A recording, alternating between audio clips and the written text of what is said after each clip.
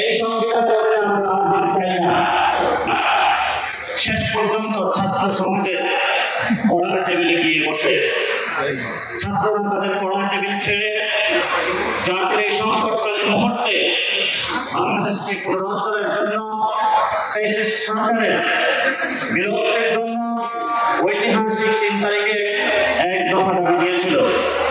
আমাদের একটি দফা যে দাবি দিয়েছিলাম আমরা, সেটা ছিল স্পষ্টত ফ্যাসিবাদী ব্যবস্থার বিলোপ এবং নতুন একটি রাজনৈতিক বন্দোবস্ত। এই ফ্যাসিবাদী ব্যবস্থার বিলোপে আমরা গত 5 সকল রাজনৈতিক পক্ষ গোষ্ঠী